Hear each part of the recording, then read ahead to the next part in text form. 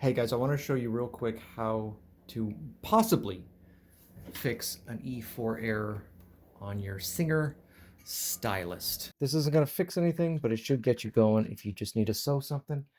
Take this screw out, there's a screw back here, just kind of loosen it, and this slides out. Now right here, this little thing is pushing this button, and if it doesn't push the button because something's wrong, like this is broken into a million pieces, it's going to give you an error. Now, mine isn't broken into a million pieces. This little tab is still here, but it's still not pushing this button quite enough.